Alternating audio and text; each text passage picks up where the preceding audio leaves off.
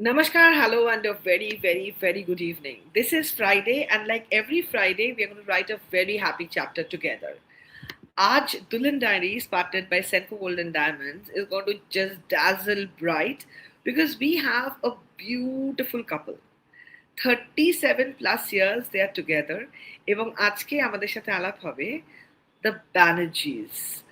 এই ব্যানার্জি দম্পতিদের গল্প শুনবো এবং হ্যাপিলি এভার আফটারে আজকে ওনাদেরকে করছে huge welcome to everybody watching. এই এপিসোডে আমরা যা বলি যা দেখাই ইউ নেভার নো কখন কোথায় লুকিয়ে আছে প্রশ্ন। So please pay attention because you will win great prizes only if you মন প্রাণ কান দিয়ে আমাদের সাথে থাকা হয়। তাই আজকে Dulhan diaries partnered by Senco golden diamonds এ we are joined by the lovely couple Mrs Madhumita Banerjee and Mr Sumit Kumar Banerjee. Happily ever আফটারের এই এপিসোডে কিন্তু আজকে হবে অনেক গল্প, অনেক মজা। So welcome, thank you very much for joining. নমস্কার। Thank you very much. Thank you for inviting us.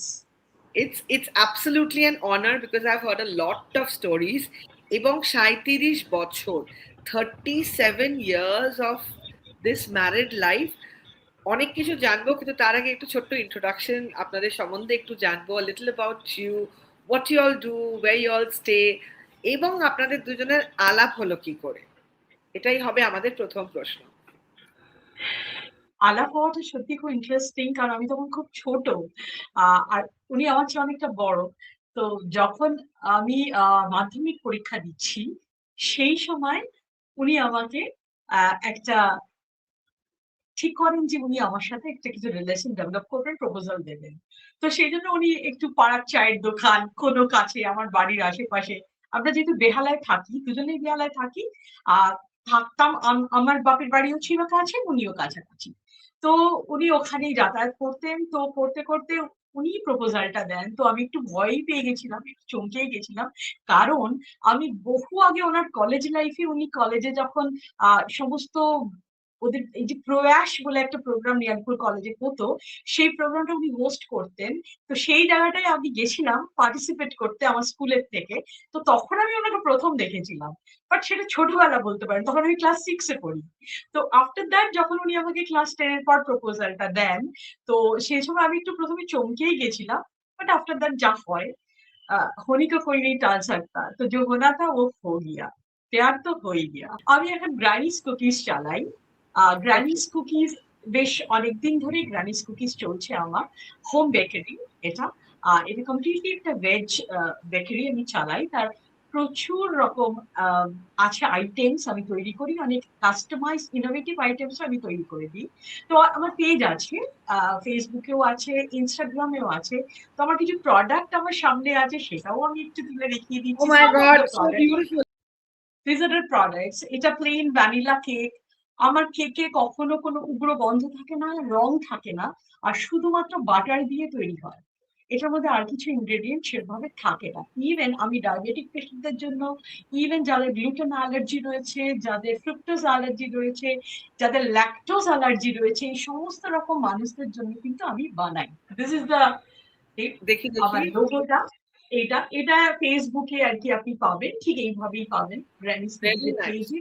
আর একটা সুন্দর জিনিস আছে যেটা আমি খুব লাইক করি বা খাই, কনজিউম করি, দেশি শুদ্ধ ঘি ও নিজে বানা, বাড়িতে যেভাবে মা দিদিমারা বানাতো, একদম খাঁটি। মানে আমাদের যে গরু হয়, আমাদের বাঙালিদের যে গরু, সেই গরুর যে পিওর দুধ সেটা দিয়ে তৈরি হয়, এবং কোনো কিছু তার মধ্যে কেমিক্যালস বা কোনো কিছু প্রিজারভেটিভ মেশানো থাকে না। পুরো দারুণ গরম ভাতে ঘি দিয়ে মেখে আমি করি, অসাধারণ লাগে। আমি নিজেই কনজিউম করি। ওটাও খুব ফ্যান্টাস্টিক প্রোডাক্ট। আমি নিজে বলছি, আমার নিজের ওয়াইফ বলে বলছি না, এই জিনিসটা ওটা তো একদম মানে ঈশ্বর প্রদত্ত ক্ষমতা, ও যেটা করতে পারে। অ্যামেজিং। তো সুমিত দা, হোয়াট ডু ইউ ডু? আমি বেসিক্যালি, দেখুন, আমার তো এখন বুঝতে পারছি 63 ইয়ার্স ওল্ড। আমার তো রিটায়ারমেন্ট হয়ে গেছে, কিন্তু আমার সারা জীবনে সেলস এন্ড মার্কেটিং আমি কাটিয়েছি। এর মধ্যে আপনি বলতেন ফার্মা একটা বড় সেক্টর জুড়ে আমি ছিলাম, ফার্মাতে একটা বড় স্প্যান। এছাড়া এফএমসিজি আমি ছিলাম, রেপিটেড কোম্পানি অফ ইন্ডিয়া লিমিটেডে। এছাড়া ধরুন সারা জীবনে যদি বলেন বেচুবাবু, আমি একদম ব্যাগ ধরে শুরু রিজিওনাল ম্যানেজারের দায়িত্ব পালন করেছি। সেখানে রেডিমেড কংক্রিট থেকে consumer durable, non durable, FMCG, lot of things আর দিয়া।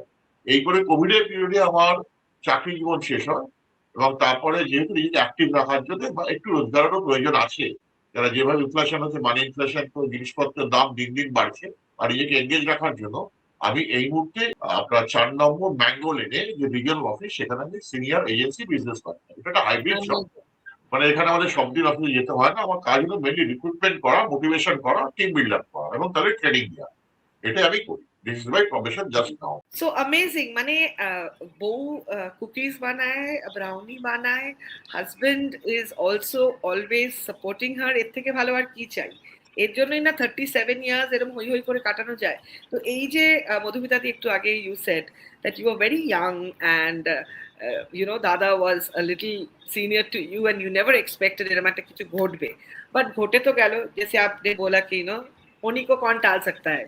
তো এই যে ব্যাপারটা হলো, কে কিভাবে অ্যাপ্রোচ করেছিল এবং বাড়ির লোকজন কিভাবে রিয়াক্ট করেছিল, একটু জানবো 37 বছর আগেকার গল্প। আমার বাবা অ্যাকচুয়ালি বাংলাদেশ থেকে কলকাতা এসেছিল এবং একটা সময় খিদিরপুর এরিয়াতে রামকমল চ্যাটার্জি স্ট্রিটে উনি একা থাকতেন, চাকরি করতেন। সেই সময় ওর যে ঠাকুরদা ঠাকুমা তারা যে বাড়িতে থাকতো, সেই বাড়িতে আমার বাবা একা ভাড়া থাকতো, একজন ব্যাচেলার পার্সন ছিলেন। সেই থেকে ওনাদের সাথে আলাপ। পরবর্তী ক্ষেত্রে আমার বাবা বেহালাতে বিয়ে করে বেহালাতেই নিজে চলে আসে এবং আমার বাবা তখন হাইড্রোভে একটা কোম্পানিতে চাকরি করতো। আমরা থাকতাম ওদের পাশের পাড়াতে, একটা জায়গায় ভাড়া আমরা ছোটবেলায় উঠে গেছিলাম। তা সেই সময় ওদের পরিবারের সাথে কিন্তু আমার আগে থাকতেই আমাদের একটা রিলেশন আছে, চেনা পরিচয়। এবং আমার মা কিন্তু আমাকে আর আমার দিদিকে হাত ধরে ওদের বাড়িতে বেড়াতে নিয়ে যেরকম হয় গল্প করতে যেত। আমি ওদের পরিবারকে, আমি ছোট, ও তখন কিন্তু হয়তো হয়ওনি, কারণ আমি ওর থেকে 7 বছরের বড়। তো বাই চান্স কি করে এটা হলো আমি জানি না। ও তো রিয়ালিটি কলেজে যখন আমি প্রয়াস 81, 82, 83 এই প্রোগ্রাম গুলো করছি, সমস্ত বেশ কিছু মানে যাদবপুর ইউনিভার্সিটি, ক্যালকাটা ইউনিভার্সিটি, বিভিন্ন কলেজ, নেতাজিনগর কলেজ, এইসব কলেজেরা পার্টিসিপেট করছে। একটা বিরাট বড় হতো। মনোজ মিত্র আমার সাথে থাকতেন, যিনি আমার স্যার এবং যিনি গাইড করতেন সব ব্যাপারে। তা সেই সময় আমি দেখেছি যে ও হয়তো এসেছিল ওখানে দেখেছি, আমিও ওকে দেখি। কিন্তু হঠাৎই একদিন আমার একটা পাড়ার মধ্যে একটা হঠাৎই নজর পড়লো, একটা খুব স্মার্ট মেয়ে যাচ্ছে। হঠাৎ এটা হয় আর কি। আমি কিন্তু ওকে আগে থাকতে চিনতে পারিনি। ওই মেয়েটি যাকে ছোটবেলায় আমি ওদের বাড়িতে যেতে গেছি, আমি কিন্তু জানতাম না। কিন্তু একটা হয় না যে একটা হঠাৎ দেখা একটা প্রেম, মনে হয় এই মেয়েটি হয়তো আমার জন্য ভালো লাগে বা এই হয়তো বেশ। আমি অত ভাবিনি যে তার বয়স কত বা কিছু। তা ওই একটুখানি ওই আমার পাড়া দিয়ে যাচ্ছে আসছে, আমিও আছি দাঁড়িয়ে, বন্ধু বান্ধবের সাথে কথা বলছি, দেখছি কিভাবে কথা বলবো ভাবছি। তা once I get a chance, আমি একটা সুযোগ পেয়ে কথা বলতে শুরু করলাম এবং ওখান থেকে আমাদের স্টার্টিং হলো। অসুবিধা এই জন্য হয়নি, যখন আমি আমার বাড়িতে বললাম যে ওর সাথে আমার সম্পর্কের কথা, তখন কিন্তু তখন অলরেডি আমি জেনে গেছি যে আমার বাড়ির লোকজন ওদের চেনে এবং ওর বাবা মাও যেহেতু আমার বাবা আমাকে দাদা বৌদি বলে ডাকতো। এবং আমি কিন্তু ওকে অত্যন্ত ছোট বয়সে বিয়ে করেছি, যেটা হয়তো বলেনি। জাস্ট 18 হয়েছে, আমি ওকে বিয়ে করেছি। মানে যখন ও 19-এ পড়ছে সেই সময় আমাদের বিয়ে হয়ে গেছে, আমি বিয়ে করে দিয়েছি, কারণ তখন আমি চাকরিটা পেয়ে গেছি। একটা রিস্ক নিয়েই বলতে পারেন যে একটা জীবনের প্রথমেই ওটা শুরু করেছি, মানে বিবাহিত জীবনটাকে শুরু করেছি। বাবা মার মতামত নিয়ে খুব একটা বাধার সম্মুখীন আমাদের হতে হয়নি। এটা একদম যেহেতু খুব চেনা জানা পরিবারের মধ্যে, এবং ওরা ঘটক, আমরা ব্যানার্জি, এটা আগেকার দিনে যেরকম থাকে যে একটুখানি ব্রাহ্মণ হলে ভালো হয়, ব্রাহ্মণের ছেলে বিয়ে করছে, এই সব দিক দিয়ে ম্যাচিং হয়ে যাওয়ার জন্য চেনা জানা পরিবারের জন্য দুজনেই যেহেতু রাজি ছিলাম, দুজনে দুজনকে বলেছি ভালোবাসি, কোনো প্রবলেম নেই। একদিন 15ই আগস্ট যে দেশ স্বাধীন হচ্ছে, সেদিন ওর বাড়ি থেকে লোকজন এসে আমার বাড়িতে পাকা কথা বলবে, মানে দেশ স্বাধীনতার আমরা আমরা পাড়াতে আমরা উদযাপন করছি, সেসব আমার বিয়েরও আমি যখন পড়াদিন হচ্ছি। এটা হলো আর কি। আর তারপর তো 37 বছর যা হয়, একটা ওঠা নামা, স্ট্রাগল, ঝগড়া, বিচ্ছেদ, রাগ, প্রেম, সবই যেন একটা মনে হলো যে একটা আগুনের মধ্যে দিয়ে হেঁটে যাচ্ছি আর কি পুরো জীবনটা। কিন্তু সবটাই খুব এনজয়েবল, সবটাই খুব ভালো লাগছে। এবার আমি তোমার রিয়াকশনটা ও বলতে পারবে আমার থেকে ভালো, আমি ওকে বলবো ও বলুন ও কি চাইছে বা কি বলতে চাইছে। আসলে আমি খুব ছোট ছিলাম এবং ও ভীষণ, মানে এখন আপনি দেখে বুঝবেন না। He was a heart throb of the ladies that time. তো তাতে কি হয়েছিল যে আমারও ডেফিনিটলি মেয়ে হিসেবে খুব ভালোই লেগেছিল। আর আমি যেহেতু একটা নতুন কিছু হচ্ছে আমার সাথে জীবনে। আর 18 বছর বয়সটা তো একটা ভয়ঙ্কর বয়স, যে বয়সে সব সাহসিকতার দিকে এগিয়ে দেওয়া যায়। তো সেই সময়টা একটা নতুন কিছু আমার সাথে ঘটছে। আর সেটা আমার ভালো লাগছে, খুবই ভালো লাগছে। তো I accepted gladly. আর বাড়িতে সত্যি খুব একটা প্রবলেম আমার হয়নি। কারণ যেহেতু ফ্যামিলি চেনাশোনা, আর ওই চাকরিটা আমি পেয়ে গেছি ওটা বলতে হয়নি। কারণ আগে থাকতেই চাকরি করত। তো সেইজন্য এটা নিয়েও কোনো সমস্যা আমার হয়নি। আমি পড়াশোনা করতে, করতেই বিয়ে হয় এবং আফটার ম্যারেজ ওই আমাকে পুরো পড়াশোনাটা শেষ করায়। আমি সব পড়াশোনা শেষ করি। করে আমি চাকরি করতাম। চাকরি জীবনটা দীর্ঘ ছিল। তারপর আমি আমার বেবি হওয়ার পর ব্যবসায় আসি। বেবি তো আমার লেট বেবি। বাট তারপর এই প্যান্ডেমিক থেকে আমি গ্র্যানি স্কুবিসটা শুরু করি। তো এইটা আমার এখন পুরোটাই নিজস্ব Amazing. Passion and profession. Amazing. So you both are absolutely made for each other. তো এই 37+ years ম্যারিড লাইফ কম তো কথা নয়। নিশ্চয়ই এর মধ্যে অনেক ভাব হয়েছে, আবার একটু একটু ঝগড়াও হয়েছে। তো generally I would request you all to share some tips. যখন মনোমালিন্য হয়েছে, when you have had a cloudy day, how did you make up for it? কে কাকে আগে সরি বলেছে? এবং সম্পর্কগুলো যদি আপনাদের মতো এরকম ঝকঝকে থাকতে হয়, তাহলে সম্পর্কগুলোতে কাপলদের কি করা উচিত? প্লিজ একটু যদি অ্যাডভাইস দেন। আমি একটা আপনাকে অ্যাডভাইস দিতে পারি, সেটা হচ্ছে হাজবেন্ডকে হতে হবে বুলেট প্রুফ। রাগ কিন্তু ম্যাক্সিমাম ওয়াইফই করবে, এবং ম্যাক্সিমাম ওয়াইফই তার দুঃখ বেদনা যত জ্বালা হাজবেন্ডের উপরই যত গোলাগুলি আছে বর্ষণ করবে। কিন্তু হাজবেন্ডকে হতে হবে বুলেট প্রুফ। তাকে ঝগড়ায় যদি সেও যদি মত্ত হয়ে যায় একসাথে, তাহলে কিন্তু সম্পর্ক টেকবে না। চুপচাপ থাকতে হবে, পেশেন্স নিয়ে ধৈর্য ধরে অপেক্ষা করতে হবে। রাগ উঠবে, রাগ পড়েও যায়। আবার দিনের শেষে আমার ওয়াইফই আমাকে কিন্তু বেড়ে খাইয়ে দেবে, আমার পছন্দ মতো জিনিস দেবে।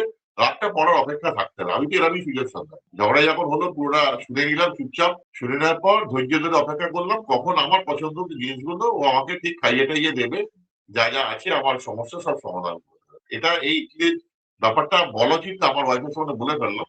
এটাই সবাইকে চলা উচিত। ঝগড়াটা দুপক্ষ থেকে হয়ে গেলে আরো বিভেদটা চড়া হয়, সেটা না করাই ভালো। এটা হয় রাগের মাথায়। হ্যাঁ, অনেক সময় অনেকে টেম্পারামেন্ট ঠিক থাকে না, ঝগড়া হয়। আর ঝগড়াটা একটা ভালোবাসার লক্ষণ। এই করতে করতেই ঝগড়া করতে করতে ভালোবাসতে বাসতে রাগ করতে করতেই কিন্তু কেটে যায়। কিন্তু আমাদের এরকম হয়নি যে আমরা খুব রাগ করে বাপের বাড়ি চলে গেছে, এরকম ধরনের কোনোদিনই কিছু হয়নি। ঝগড়া এফেক্ট সময় আমাদেরও হয়েছে। আর আমি সেখানে চুপ করে থাকারই পন্থা অবলম্বন। এটা this is the best bullet proof. ও ঠিক 2 ঘন্টা বাদে ঠিক হয়ে যায়। আর আমি যদি বলতে হয় তাহলে একটাই কথা বলবো যে ঝগড়াটা চালিয়ে যেতে হবে। ওটা বন্ধ করা কিন্তু যাবে না। কারণ আমি মনে করি আমি একটা ফ্রন্টই খুলে রেখেছি আমার হাসব্যান্ডের সাথে, যে ঝগড়াটা আমি প্র্যাকটিসে থাকি। অলওয়েজ প্র্যাকটিসে থাকি। যদি কখনো প্রয়োজন হয় অন্য কারোর সাথে করতে, ভুলে যেন না যাই, অভ্যাসটা যেন চলে না যায়। এটা আমি খুব মানি। আর তার চেয়ে বড় কথা দেখুন, জীবনটা তো অনেক দীর্ঘ। দীর্ঘ সময়টা চলতে হয় একসাথে। তো মিসআন্ডারস্ট্যান্ডিং হবেই, ঝগড়াঝাটি হবেই, ডিফারেন্স অফ ওপিনিয়ন হবেই। আর আমরা দুজনেই ভীষণ ইন্ডিভিজুয়ালিটিতে বিশ্বাসী। আমি ওর কোনো প্রাইভেট স্পেসে পা দিই না, ও সেটা দেয় না। এইটা কিন্তু একটা ভীষণ ইম্পর্টেন্ট ব্যাপার। We have a very good understanding. আমি যখন কাজ করতাম, ব্যবসা করতাম, ঘুরতাম, he never asked me anything, I never asked him anything. কিন্তু যখন দিনের শেষে দুজনে বাড়ি ফিরছি, ফিরে কিন্তু আমরা বসে ডিসকাস করে নিচ্ছি কি হলো দিনে, কি হলো গেল। তো ওই ব্যাপারটা কি আন্ডারস্ট্যান্ডিংটা ওভাবেই থাকে। তো এটাকে বজায় রাখতে হয়। কারণ কেউ কাউকে ছেড়ে যাওয়াটা কিন্তু সলিউশন হতে পারে না একটা কনজুগাল লাইফে, when you are married। তো ম্যারিড লাইফে অনেক কিছু এক্সপিরিয়েন্স থাকে আর অনেক এক্সপেরিমেন্টও থাকে, সেটাকে কিন্তু চালিয়ে যেতে হয়। আর সেটা যদি না থাকে তাহলে কিন্তু লাইফটা ডাল হয়ে যায়। ঝগড়া ছাড়া কিন্তু লাইফটা একদম ডাল, ওটা কিন্তু কোনো মজা নেই। আর যে কাপল বলে আমরা ঝগড়া করি না, ডাল মে কুছ কালা হয় জরুর, ও নাই। হ্যাঁ, আমার ওয়াইফ কিন্তু যত তার রাগ দুঃখবান হলো, কখনো সে মা দুর্গা, কখনো সে মা কালী, খড়গহস্ত, সেখানে দুটো ক্যারেক্টার। ওটার জন্য কিন্তু দুটো রয়েছে, আমি আর আমার ছেলে, একমাত্র ছেলে। বাইরে কিন্তু ও ঝগড়া করতেও পারে না, এবং যদি কেউ কোনদিন বলো কেড়ে ফেলবে। কিন্তু আমরা হচ্ছি সব থেকে নির্যাতিত, আমি এবং আমার ছেলে, যারা ও কন্ট্রোলে কোনোভাবে ও কিন্তু তার বাইরে বার করতে দেয় না। সে ভয়ঙ্কর, শ্রীমতী ভয়ঙ্করী। এবং তখন মা দুর্গা, মা কালী, যতগুলো রূপালী, খড়গহস্তা। এবং তার জন্য দুজনই আমরা বলিপ্রদত্ত পুরুষ রয়েছে ওর আন্ডারে। আর বাইরে একদম সফট, কিছু বললে কিন্তু কেঁদে দেবে। এটা বলে দিচ্ছি আমি আপনাকে। গোপন কথা বলে ফেললাম গল্প করতে করতে, মানে এটাই কিন্তু ওর ক্যারেক্টার। একদমই তাই। আমি কিন্তু বাড়িতে এখানে চুপচাপ, কিন্তু বাইরে কিন্তু বাইরে কিন্তু ভয়ঙ্কর। লোকে আমার কথা বলা, আমার তোমার বলার ভয়েসটা অনেক বেশি গম্ভীর। হ্যাঁ, আমার অনেকেই দিতে পারে না ঠিকঠাক ভাবে। মানে একটু একটু নরম করে বললেও মনে হয় যেন অনেক শক্ত করে কড়া করে বলছে। এসব আমার আমার যারা পরিমণ্ডলে থাকে, অফিস বা অন্যান্য জায়গায়, এইভাবেই আমার ইমেজটা গড়ে উঠেছে। আমার একটু টাফও বলে, কিন্তু আমার ওয়াইফ কিন্তু নরম সব। তো আরো ব্যাপারটা কি হয়, যে যখন আপনার একটা রাগ জায়গা দেখাবার জায়গা আছে, ভেন্ট আউট করার, what ever is going in your mind, সেটা ভেন্ট আউট করার আপনার একটা স্পেস আছে, যে স্পেসটা ফিরে আসছে, যাচ্ছে ফিরে আসছে, যাচ্ছে ফিরে আসছে, কোনো রিটালিয়েট কিন্তু করছে না ব্যাপারটা, ঠিক আছে? তো সেই জায়গাটা কি হয়, আপনি কিন্তু এমনিতেই ভেন্ট আউট করে ফেলছেন, কারণ প্রত্যেকেরই কিন্তু একটা প্রফেশনাল হ্যাজার্ড বলুন, পার্সোনাল হ্যাজার্ড বলুন, ওগুলো কিন্তু আমাদের চলতেই থাকে, ঠিক প্রত্যেকেরই চলতে থাকে। আর সব ফেজ লাইফে তো সমান যায় না, এক একটা ফেজ এক এক রকমই হয়। বাট যখন আপনি দেখছেন যে ভেন্ট আউট করার জায়গা আপনার আছে, তো why should I fight outside? Outside ওয়ার্ল্ডটা পিসফুল রাখাটাই বেটার। ঠিক অ্যামেজিং। একটা ছোট্ট স্পট কুইজ করব ফর অল আর ভিউয়ার্স যারা আমাদেরকে এখন দেখছে বা দেখবে। আমরা অনেকক্ষণ আড্ডা মারছি উইথ দ্য ব্যানার্জি কাপল। আমরা এবার একটা প্রশ্নের উত্তর চাইছি, হ্যাশট্যাগ ডিডি, হ্যাশট্যাগ MS মানে মধুমিতা সুমিত। ওকে, উত্তর দিতে হবে কমেন্ট সেকশনে এই দুটো হ্যাশট্যাগ দিয়ে। প্রশ্ন হচ্ছে, আমাদের Madhumita Banerjee, how old was she when she got married? কত বছর বয়স ছিল যখন ওনার হয়েছিল বিয়ে? উত্তরটা কিন্তু আমরা অলরেডি পেয়ে গেছি, কারণ একটু আগে উনি বলেছেন, বাট যারা যারা মন দিয়ে শুনেছে তারাই উত্তর দিতে পারবে। Hashtag DD, hashtag MS Madhumita সুমিতকে অনেক ভালোবাসা জানিয়ে আমাদের এই উত্তর কিন্তু আসতে থাকুক কমেন্ট সেকশনে। এবার পরবর্তী প্রশ্ন, একে অপরের কোন ব্যাপারটা, কোন বিষয়গুলো সবচেয়ে ভালোবাসেন, মানে একদম এরম ভালোবাসা, প্লিজ জানবো। সবচেয়ে আগে আমি বলছি, he is a genuine person. জেনুইনিটিটা ভীষণ বেশি আছে, honesty and genuinity, and that's attracts me.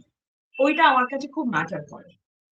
ওটাই একমাত্র যেটা আমাকে সারা জীবন টিকে থাকতে সাহায্য করে সবকিছুতে। আর আমার ক্ষেত্রে ও খুব সুন্দরী। এটা একটা তো পুরুষ মানুষ সুন্দরী মেয়েদের প্রতি সবসময় আকর্ষণ বোধ করে, সেটা তো সবসময় আছে, এটা না বললে একদম মিথ্যা কথা বলা হবে। আর একটা ব্যাপার আছে কি, ও কিন্তু আদর্শে অবিচল।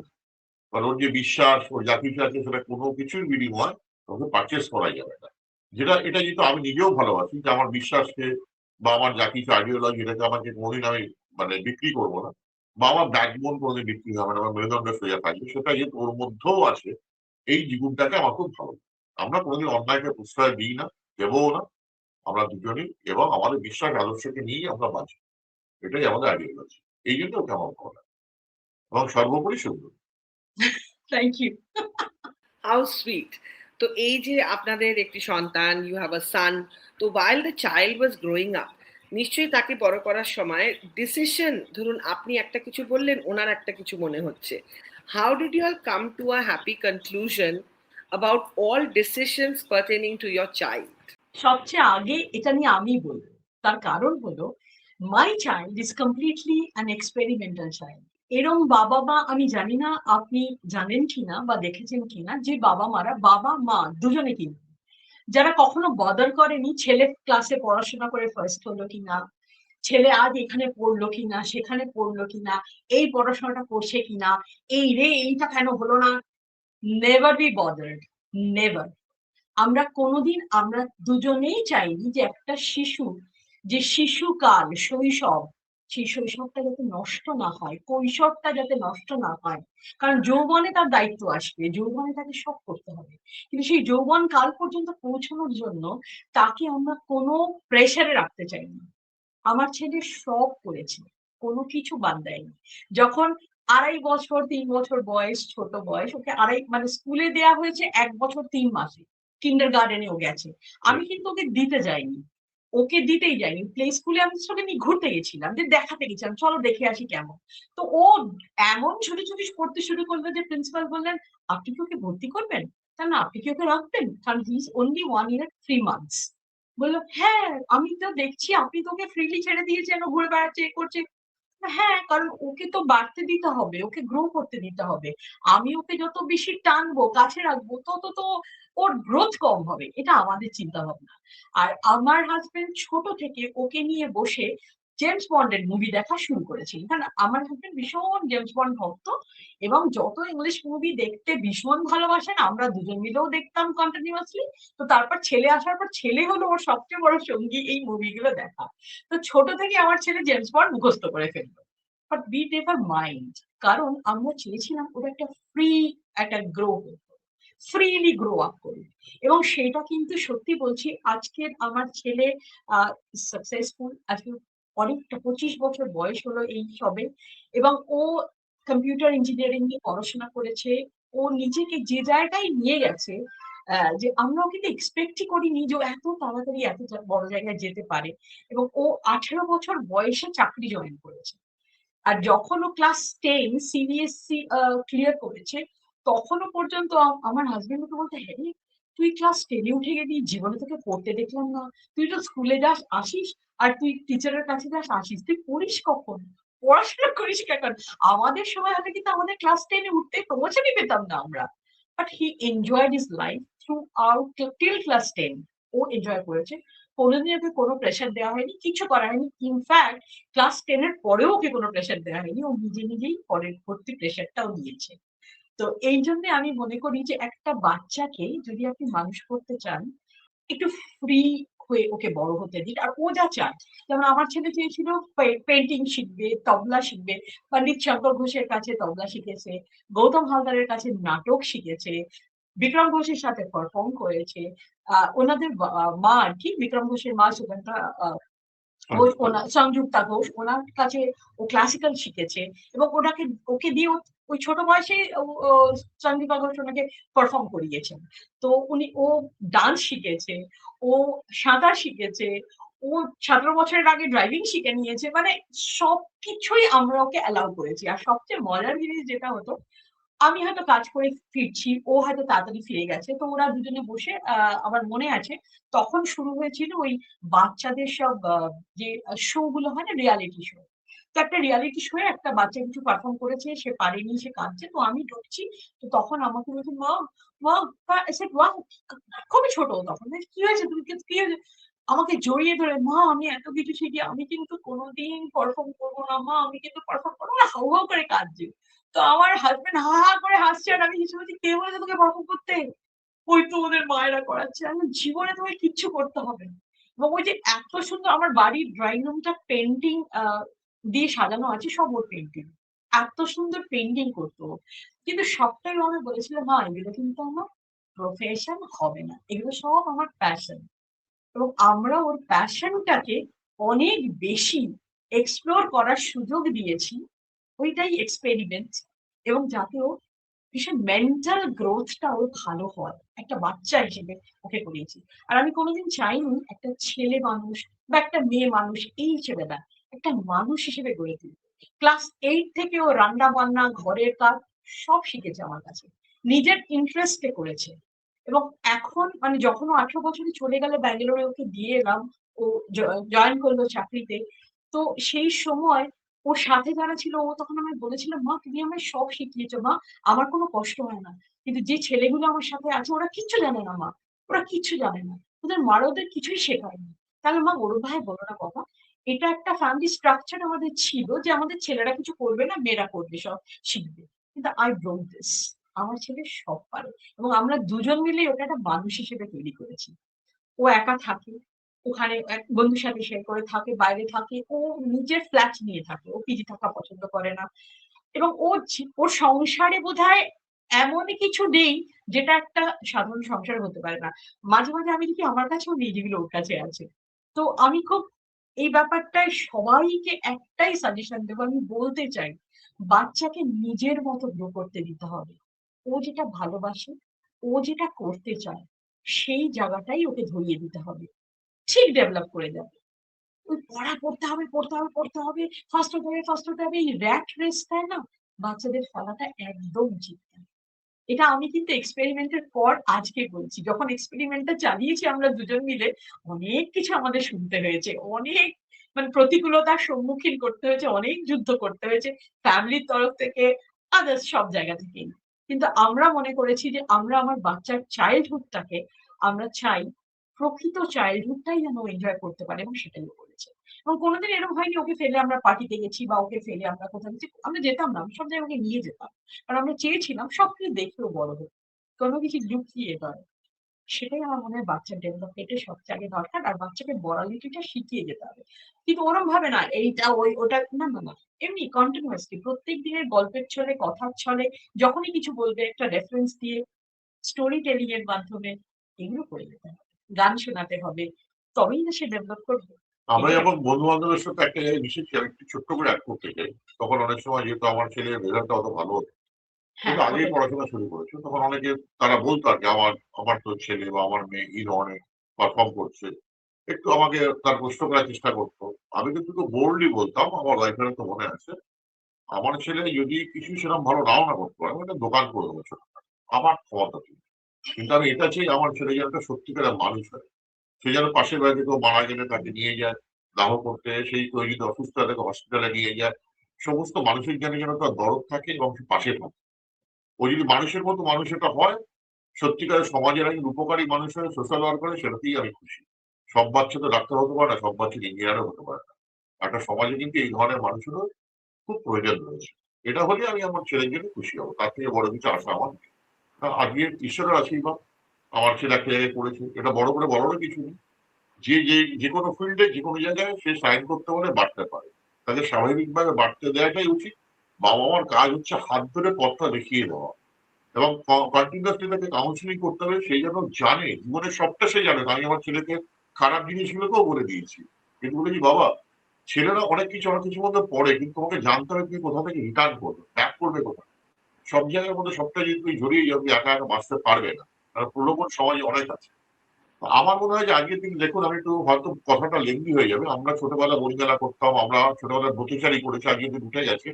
এই জায়গায় কিন্তু মানুষের ক্যারেক্টার বিল্ডাপ। আমি এনসিসি করেছি, আমি স্পোর্টস ম্যান ছিলাম, খেলেছি, আমি ক্রিকেট খেলতাম, ফুটবল খেলতাম।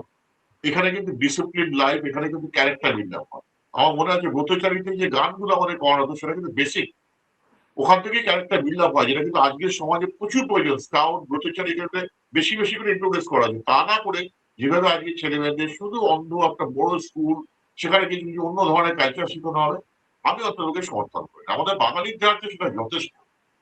এরকম কিন্তু নয় যে কোনো বাংলা স্কুল থেকে পড়ে কেউ বড় কিছু হয়নি, আমাদের অসংখ্য উদাহরণ আছে। আমি বলবো, যদি সত্যি এটা যদি অনেকে শুনে থাকেন, যে স্বাভাবিকভাবে আমাদের যে কালচার আছে তার মধ্যে থেকে ছেলে মেয়েকে বড় করা যায়, এবং সব থেকে বড় কথা তার ক্যারেক্টার বিল্ড। তাকে কোনো ইরুদ্ধ র্যাট রেস, ডাক্তার, ইঞ্জিনিয়ার এসব দৌড়ের মধ্যে ফেলা উচিত না। তাকে ঠিক করতে দিন কোনটা সে ভালোবাসে, এবং তার ভালোবাসার ক্ষেত্রটাই তার সাফল্যের জায়গা হোক। কেউ যদি পেন্টার হতে চায় পেন্টার হতে দিন, কেউ গাইতে চায় তাকে গাইতে দিন। এটা মানে বাঙালি মানেই কিন্তু সব ডাক্তার বা ইঞ্জিনিয়ার হতে হবে নয়। এটা যদি আমরা বাবা মারা মনে রাখি, বাচ্চাকে কখনো আইসোলেশনে যেতে দেবেন না। আজকে তিনি ভীষণ, আমি দেখছি যে তারা যেন ভীষণ আইসোলেশনে চলে গিয়ে তারপর একটা কোনো বাজে কিছু করে ফেলছে। তো এই জায়গাটা যেন তারা না যায়, ডিপ্রেশনের মধ্যে না, যেন বাবা মাকে খেয়াল রাখতে হবে। বাবা মাকে অ্যাকচুয়ালি বন্ধু হওয়া উচিত। আমি কিন্তু আমার ছেলের বন্ধু, আমি কিন্তু ওই জায়গায় আমার ছেলের বন্ধু, আমি একটা বন্ধু, ফ্রেন্ড। আমি ওকে বলে দিই, তুই যা বলবে ওকে খুলে বলে দিই। এবং ছোটবেলা থেকেই কিন্তু ও যখন মাকে বলতে ভয় পেত যে ও মার করে, গার্জেন কল হলো মাকে নিয়ে যেত না, আমাকে নিয়ে যেত, যেন বাবা ঠিক গিয়ে ম্যানেজ করে দেবে টিচারকে। তারপর বেরিয়ে বিরিয়ানি খাওয়াবে। হ্যাঁ, বা আইসক্রিম খাওয়াবো, কিছু খাবো, কিন্তু আমি ওকে বাঁচিয়ে দেবো। কিন্তু তারপর বলতাম, এরা কিন্তু ভুল করেছিস তুই, আন্টি এত রেগে গেল, তুই হোমওয়ার্কটা জমা দিস, এটা কিন্তু ঠিক নয়। আমি তোকে আগে বাঁচালাম, কিন্তু পরবর্তীতে তো আমি দেখি তুই এটা করেছিস, কিন্তু বুঝতো, করেও দিত। কিন্তু এটা একটা বাধা ছিল যে এইটা সায়ন ওরা আন্টি তাকে ডাকছে, মানে কেউ না কেউ ওর উপর ক্ষুব্ধ হয়েছিল। কিন্তু সেই জায়গাটা পেরিয়ে এসেছি। ভেরি আজকে একটা মিসচিভিয়াস খুব, হি ওয়াজ।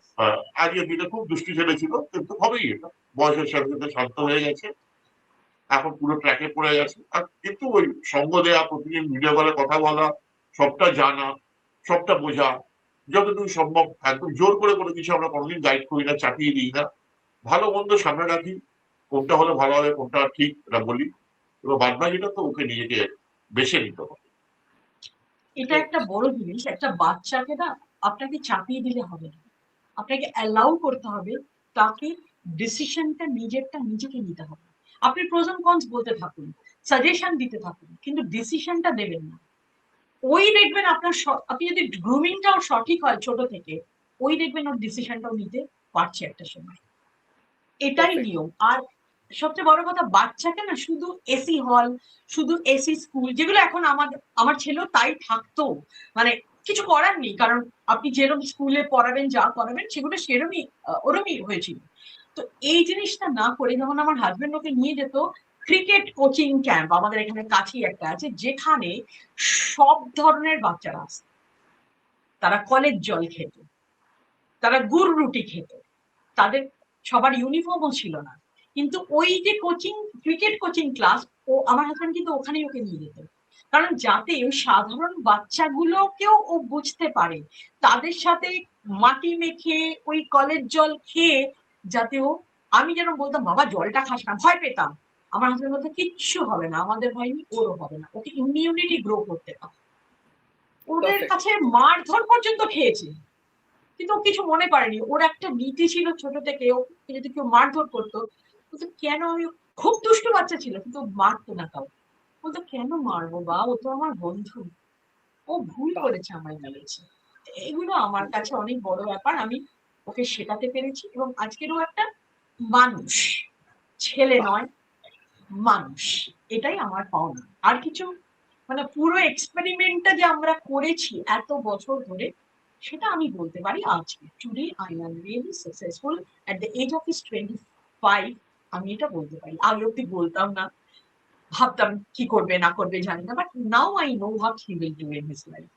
তো Great. দ্যাটস আমি একদম কনফিডেন্ট এখন, তাই সবাইকে বলবো। তো আমি যেটা বুঝতে পারছি যে the Banerjees are always living happily ever after, এবং সন্তানকে বড় করার ক্ষেত্রে you all have had such a great journey. তো এই বাড়িতে রান্না বান্না খাওয়া দাওয়া, আমার তো মনে হয় একটা প্রচন্ড হৈ হৈ আমেজ চলে, এবং বেড়াতে যাওয়া, খাওয়া দাওয়া, বেড়াতে যাওয়া, একসাথে হৈ হৈ করা, এটার কতটা ইম্পর্টেন্স আছে যদি ছোট্ট করে একটু বলেন। সবচেয়ে বেশি ইম্পর্টেন্স আমার বাড়িতে খাওয়া। ডিনার টেবিলে ঠিক হয়ে যায় কালকের ব্রেকফাস্ট থেকে কি খাওয়া হবে, ব্রেকফাস্ট টেবিলে ঠিক হয় যে ডিনারটা আজকে চেঞ্জ করে এইটা হবে। He is a great foodie, ভীষণ খেতে ভালোবাসে, এবং আমার শাশুড়ি মা অত্যন্ত ভালো রান্না করে খাওয়াতেন ওকে। আর আমার শাশুড়ি মা আমাকে ধরে ধরে সেগুলো শিখিয়েওছেন, যেহেতু খুব ছোট বয়সে বিয়ে, তো সেই জন্য ওনার কাছ থেকে আমি প্রচুর শিখেছি, এবং আমার ফ্যামিলিতেও পরে আমি এক্সপ্লোর করে এটা ওটা সেটা নানা রকম শিখেছি, যেমন এই কেক কুকিজ বানানোও আমি শিখেছি, শিখেই করেছি। তো এটা আমার একটা প্যাশনও, নিত্য নতুন রান্না করা, রোজের রান্না নয় কিন্তু, কারণ রোজের রান্নাটা করতে আমি খুব বোর ফিল করি, বাট স্টিল আমাদের প্রতিদিনের সবচেয়ে বড় জ্বলন্ত টপিক, যেটা নিয়ে আমাদের ফাইটও হয় রেগুলার, সেটা হচ্ছে খাওয়া দাওয়া, ফুড। আর বেড়াতে যাওয়া সেটা ওনার প্যাশন, কারণ উনি আবার অনেকদিন ধরে উনি একটা কর্পোরেট ট্রাভেল এজেন্সি চালাতেন, এখনো উনি ট্যুর করেন, সেটা উনি বললেন না, কিন্তু উনি ট্যুর চালিয়ে যান। ওটা উনি মানে ওটা ওনার প্যাশন, ওটাকে উনি কিছুতেই ছাড়তে পারেন না। তো বেড়াতে যাওয়ার ক্ষেত্রে আমরা ভীষণ ভীষণ ভালোবাসি ঘুরতে বেড়াতে, এবং কিছু না হলেও আমি আর ও বেরিয়ে গেলে, এখন তো ছেলে কাছে থাকে না, তো দুজন মিলে হয়তো বেরিয়ে গেলাম, গাড়ি নিয়ে চলে গেলাম, এরকম প্রায়ই হয়, ভোরবেলা বেরিয়ে গেলাম পরের দিন ফিরলাম, বা ভোরবেলা বেরিয়ে গেলাম রাত্রিরে ফিরলাম, ধারে কাছেই যাচ্ছি বাট ঘুরতে যাচ্ছি। ইভেন আমরা মাঝে মাঝে মানে বিকেল বেলা হয়তো ড্রাইভার পেলাম, চলে গেলাম, কারণ ড্রাইভার ছাড়া তো সত্যি বেরোনো যায় না, খুব ডিফিকাল্ট, আমি গাড়ি চালাই না। সেটারও বিশাল স্টোরি, 3 বার অ্যাক্সিডেন্ট করে গাড়ি চালানো থেকে রিটায়ারমেন্ট নিয়েছি। আর উনিও গাড়ি চালাতে খুব একটা পছন্দ করে না, তো যার জন্য কি হয়, আমার ড্রাইভারের উপর ডিপেন্ড করতে হয়। বাট প্রত্যেকটা বিকেলেই, সন্ধ্যেবেলায় ছুটির দিন হলে হয়তো আমার কাজ নেই, ফাঁকা আছি, চলো চলো ঘুরে আসি, তো আমরা চা খেতে বেরোলাম, নিউ টাউনে চলে গেলাম, ঘুরলাম, মানে এটা আমরা করেই থাকি। ভীষণ বেড়ানোর নেশা, আর উনি বেড়ানোর গল্প করতেও ভীষণ ভালোবাসেন। দেখুন, বেড়ানো আর খাওয়া এটা হচ্ছে আমার, সমস্ত বাঙালির মতো আমারও প্যাশন। যেটা তো প্রচন্ড ভালোবাসি, বাঙালির যেরকম খাবার ভালো লাগে, রোববার দিন লুচি, ফুলকো সাদা লুচি, ঘিয়ে ভাজা হলে খুব ভালো হয়, আর হালকা সাদা আলু চচ্চড়ি বা ছেচকি এরকম ধরনের জিনিস, বা ধরুন দুপুরবেলা মাংস ভাত, যেটা সমস্ত বাঙালি ভালোবাসে, পাতুরি, ইলিশ মাছ, এ তো বাঙালির জীবনে রয়েছে, পাঁঠার মাংস, রাত্রিবেলা ভালো করে খাওয়া দাওয়া করা। খাওয়াটা আমার কাছে একটা ইভেন্ট, এবং ওনার খাওয়াটা একটা উৎসব। বাঙালিরা ধরে থাকুক, আমি তো ধরে থাকতে খুব ভালোই বাসি, যদিও আমি কোনোদিন ধরাঘাট করিনি বা ওরকম ভাবে কোনোদিন ওইরকম লাইফ লিড করিনি যে আমি এটা খাবো ওটা খাবো, এরা কিছু না। প্রচুর স্ট্রিট ফুড খেয়েছি, বেঁচে আছি এখনো অব্দি। টুকটাক রোগ তো হয়, শরীর থাকলে হবেই। আর বেড়াতে আমি প্রচন্ড ভালোবাসি। আগে লং, এই তো আমরা লাস্ট আমরা কিটসু থেকে ঘুরে এলাম, দুর্ধর্ষ হয়ে যায় উত্তরাখণ্ডে, দিল্লি থেকে রায়পুর আমরা গেছিলাম, দারুণ লেগেছে। এছাড়া উইকেন্ডে বা ছুটি থাকুক বা না থাকুক, যেটাও বলুন, আমাদের একটা পপুলার একটা ব্যাপার আছে, ভোরবেলা গাড়ি নিয়ে বেরিয়ে পড়ি একদম, কোনো একটা ধাবায় যাই, সেই ধাবাতে গিয়ে আমরা একদম ওই ড্রাইভাররা যে ধাবাতে যাই সেরকম ধরনের ধাবায় যাই। আমি কোনো রেস্টুরেন্টে যেতে পছন্দ করি না, কারণ আজকের দিনে ধাবা প্রায় উঠেই গেছে, সব লাইন হোটেল বা রেস্টুরেন্ট হয়ে গেছে। হাইওয়ের পাশে কোনো একদম ড্রাইভাররা, ট্রাকার্সরা যে ধরনের ধাবায় যায় ওরকম ধাবায় যাই, সেখানে ইচ্ছা মতো রুটি, ভাজি, অমলেট এসব কড়াই পোয়া পাত্তি চা খাই, আগেকার দিনের মতো খাটিয়ায় বসে থাকি, পাশে একটা বিশাল ক্ষেত দিয়ে থাকি, পাখির ডাক শুনি, হ্যাঁ, একটা খুবই পলিউশন ফ্রি একটা হাওয়া নিই, দারুণ লাগে। ওখান থেকে ধরুন বাঁকুড়া, পুরুলিয়া অজস্র ছোট ছোট জায়গা রয়েছে, চলে যাই সারাদিন ধরে ঘুরি, ঘুরে আবার রাত্রে ডাক করে চলে আসি। এরাও হচ্ছে রাত 2-3টে আমরা ডাক করছি, এটা প্রচন্ড ভালো লাগে। আমার গাড়িতে আমি সামনে বসি, পুরো পেছনটা আমার ওয়াইফকে ছেড়ে দিই, আমার সিটটাকে আমি একটু পিছিয়ে নিই, ড্রাইভার থাকে, এবার যেদিকে মন চায় চলো। গ্রাম বাংলাতে অনেক কিছু দেখার আছে, আমাদের বাঁকুড়া, পুরুলিয়া এই সমস্ত জায়গায়, বীরভূম, সৌন্দর্য খনি রয়েছে, কাছাকাছির মধ্যে শান্তিনিকেতন রয়েছে, গেলেই হলো, গেলেই হলো। যেকোনো জায়গাটা প্রকৃতির মধ্যে বেরিয়ে পড়তে হবে, এতে বাঁচার রসদ পাওয়া যায় এবং এটা থেকে মনের যত চাপ সরে যায়, হ্যাঁ, এবং মন অনেক ভালো থাকে, সুস্থির থাকে এবং সেটা একটা বড় একটা ভিটামিনের মতো কাজ করে সারা জীবনে চলার জন্য। এটা একটা পরবর্তী একটা আমরা অক্সিজেন আমরা নিই, এটা আমরা করতে ভালোবাসি, খেতেও খুব ভালোবাসি, নো ডাউট অ্যাবাউট ইট। আর এই যে রান্নার ঘিটা, আমি তো জানি যে একটা স্পেশাল ঘি যেটা বউই রান্না করে, আমরা আমাদের কাছে খবর আছে, এটা কি সত্যি? একদম সত্যি, একটা অসাধারণ ঘি এই জ্ঞানী প্রকৃতির তৈরি হয়, যেটা একদম দেশি শুদ্ধ ঘি, যেটা একদম আমাদের এখানকার যে গরু, বাঙালির গরু, সেই গরুর যে দুধ, সেই দুধ আমরা প্রকিউর করি এবং সেই দুধ থেকে ও একদম যেভাবে আগেকার দিনে আমাদের মা ঠাকুমারা ওই জাল দিতে দিতে নেড়ে নেড়ে নেড়ে ঘিটা তৈরি করতো অনেকক্ষণ ধরে, সেই ঘিটাই তৈরি হয় এবং ও একদম সেটা খাঁটি ঘি, কোনো ইনগ্রিডিয়েন্টস থাকে না, কোনো কালার থাকে না, কোনো ফ্লেভার আলাদা করে দেওয়া হয় না, যেটা হলো সেটাই অসাধারণ লাগে ভাতের সাথে খেতে। আমি তো ওটাকে ভীষণ ভালোবাসি, ডালের সাথে বা এমনি শুধু ভাতের সাথে, সাথে একটা পোস্তর বড়া বা পেঁয়াজি বা আলু ভাজা, বাঙালি যেরকম ভাবে খায় অসাধারণ। আমরা লুচিও ভেজে খাই ঘিটা দিয়ে। আমি অনেক সময় মাটন করি ঘি দিই, যেটা ওফ, আজকে আমার ধরুন রাজস্থানে দেখবেন পুরো পুরো ঘিয়ে তেজ লাল রাখা মাছ। প্রিয়, লাল মাংস টাইপের করি, অসাধারণ খেতে হয়। আমরা অ্যামেজিং। রেয়াজি মিট এনে সেটাকে পিওর ঘিতে করি আমি। এটা ওফ, আমি দেখেছি ইউটিউব দেখে, দেখেছি যে মানে রাজস্থানে যারা রাজারা, যারা ক্ষত্রিয়, যারা মানে আমাদের নন ভেজ খাচ্ছে, তারা এইভাবে মাটনটাকে রান্না করে, অসাধারণ খেতে অ্যামেজিং। হয়। ওফ, ঘিটা শুনেই আসলে কি প্রচন্ড হয়, খিদে পেয়ে গেল। না সত্যি উনি মাটনটা খুব ভালো রান্না করেন, বলতেই হবে। তো অ্যাকচুয়ালি কি হয়, আমি যে ঘিটা বানাই না, ঘিটার ভেতরে আমি কোনো প্রিজারভেটিভ দিই না, সল্ট থাকে না, কোনো অ্যাডেড ফ্যাট থাকে না, কোনো অ্যাডেড ফ্লেভার থাকে না, এবং কোনো অ্যাডেড কালারও থাকে না। একদম বাহ, অরিজিনাল ঘিটা, মালাই থেকে যেটা হয়, মালাই থেকেই তো ঘিটা সবচেয়ে বেশি হয়, ওটাই অরিজিনাল ব্যাপার। তো ওটাই আমি বানাই এবং আমার ঘিটা কিন্তু কাঁচের শিশি ছাড়া থাকে না। আর যদি কাঁচের শিশিটা থাকে, এটা থেকেই যায়, মানে ওটার কিন্তু কোনো এক্সপায়ারি নেই। কারণ এটা মনে করবেন, যখন আপনিও হয়তো ছোট ছিলেন, আপনি দেখেছেন আপনার বাড়িতে হয়তো হচ্ছে, কেউ না কেউ কারোর না কারোর বাড়িতে কিন্তু দেখে থাকবেন যে মায়েরা ঘি বানাচ্ছে, ঠাকুমারা ঘি বানাচ্ছেন, পিসিরা ঘি বানাচ্ছেন। তো সেই তারাও কিন্তু এই কাঁচের বয়ামেই রেখে দিতেন, চিনে ঠিক। মাটির বয়ামে রেখে দিতেন, এবং এটা কিন্তু দীর্ঘদিন চলতো, কিছু হতো না ঘি। এবং আমার ঘিটাও কিন্তু মানে যেটা বানাই আমি ঠিক সেরকম, এবং ওটার প্রচন্ড চাহিদা, ভীষণ চাহিদা। এবং যারা ওই ঘিটা খান, কারণ ওটা বাচ্চাদেরও খাওয়ানো যায়, বয়স্কদের খাওয়ানো যায়, কারণ আজকাল তো ডাক্তাররা বলছেন ঘি খান, ঘি খান, রোজ ঘি খান, ঠিক, মর্নিং এ ঠিক, ঠিক। ব্রেকফাস্টে ঘি খান, কফিতে ঘি দিয়ে খান।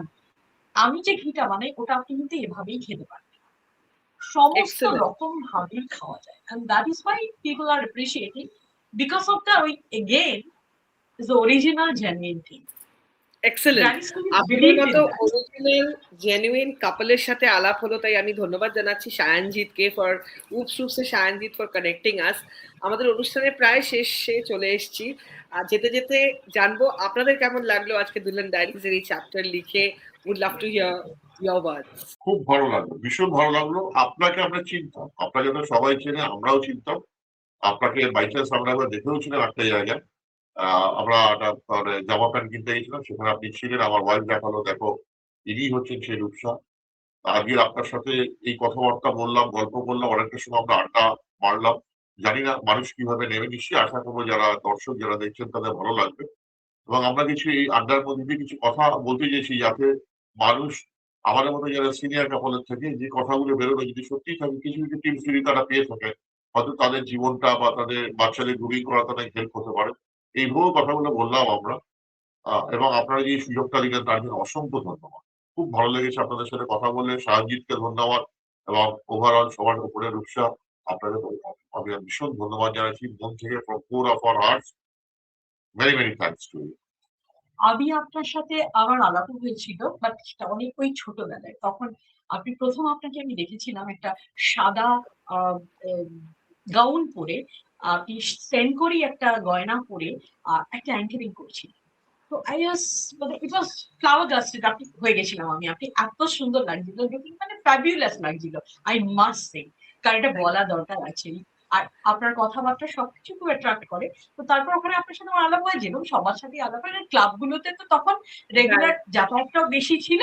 তো ওই ক্লাবের প্রোগ্রাম গুলোতে আমি যখনই আপনার প্রোগ্রাম থাকতে থাকতে এরকম যেভাবেই কোইন্সিডেন্টালি হয়ে গেছে যাওয়া আর কি। তো অনেকবারই আপনাকে দেখেছি আমি। তারপর আপনার তো অনেক কার্যকলাপ আছে, যেমন সিনেমা করেন, আপনি বহুমুখী জায়গায় রয়েছেন এই I'm just a creative student. ওয়ার্ল্ডে। আমার মনে হয় আমি শুধুই স্টুডেন্ট, কনস্ট্যান্টলি জাস্ট শেখারই চেষ্টা করছি। আর আপনাদের মতো এরকম একজন ইউ কাপলের হ্যাভ সাথে দ্যাট এবিলিটি, আপনার আছে। কারণ কারোর থাকে, সবটা অ্যাডপ্ট করা যায় না। তো you have that, you have a blessings, সবচেয়ে বড় কথা। So you Thank having you. That. এবং I am really grateful and thankful to you যে আপনি, কারণ ওই ভগবান কিন্তু ডাইরেক্ট আসে না, মানুষের মাধ্যমে আসে। তো আজকে আমরা যে কথা বলাগুলো সুযোগ পেলাম, সেই সুযোগটা আপনি করে দিলেন। So I am thankful to my almighty too. তো খুব ভালো লাগলো।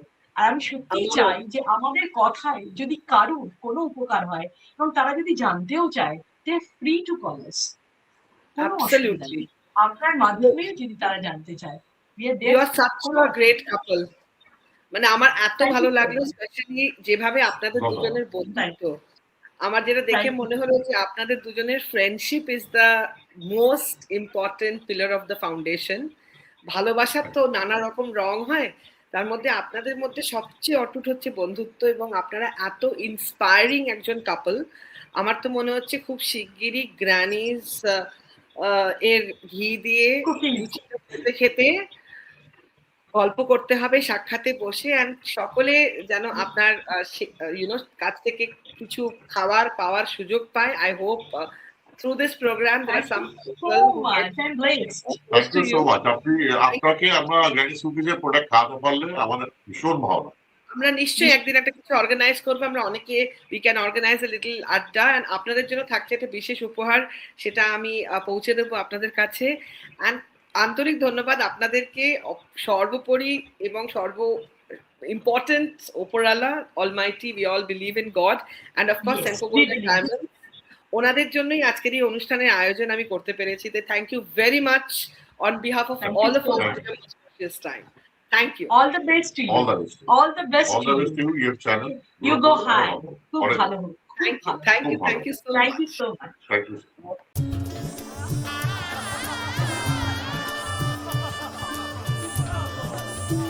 Mom, Yeah. I want the same necklace. Please. दिमाग खराब है क्या? You know how costly this is.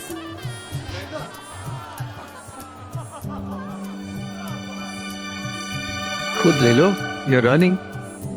मेरी इनकम में नो वे। Why not?